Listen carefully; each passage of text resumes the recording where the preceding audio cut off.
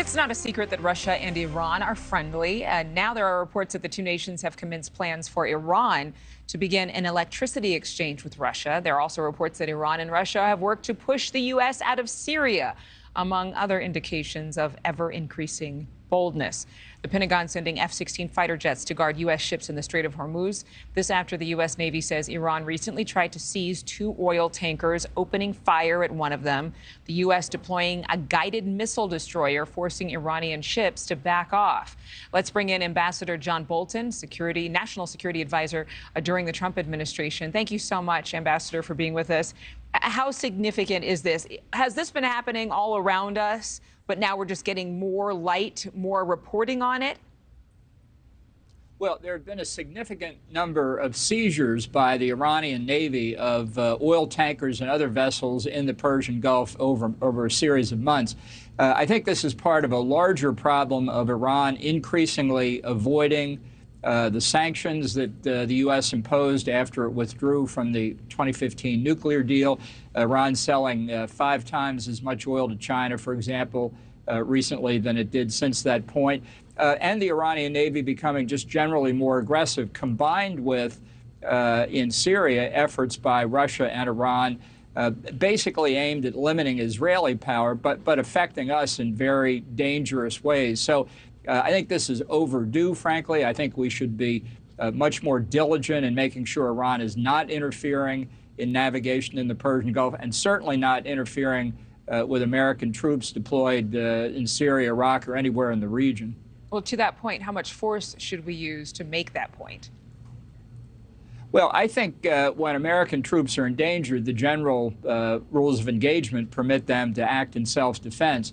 But I think both the Trump and the Biden administration have not been diligent enough in withstanding these assaults. There have been certain times when there's been a strong response, but too often not. So I hope this indicates that the administration, with respect both to Iran and Russia, has lost tolerance for this, and that it's going to take action, including military action, if necessary, to retaliate. Have you seen this report from the Washington Examiner discussing that an official actually confirmed for the first time that a Russian aircraft flew unprofessionally near a U.S. MQ-9 drone earlier that day, and then a second aircraft was surveilling U.S. garrisons in the region in Syria?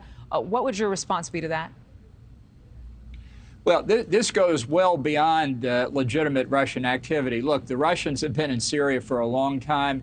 We had a modus operandi worked out with them where they didn't interfere with us.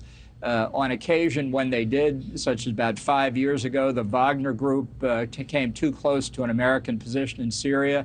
The commander called in air support and killed about 300 or 400 Wagner Group members. We have been tough before. I think, given what's going on in Ukraine, given the efforts by Russia to try and push back Europe and U.S. support for the Ukraine, we have to look at this comprehensively. I think this is all part of a Russian effort to try and get out from the mistakes it's made there. We shouldn't let them do it. And there's also the reports of this power exchange, obviously something that Russia has done with a number of Middle Eastern countries, including Turkey, Afghanistan. Now reports that Iran is going to actually mutually benefit from an exchange similar with exchanging the surpluses in power that Russia has in the warmer months.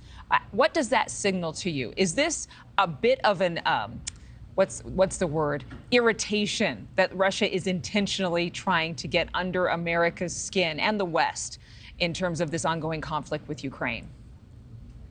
Well, I think that's certainly one effect. I think it also fits into the problem that I just mentioned about Iran increasingly evading U.S. sanctions.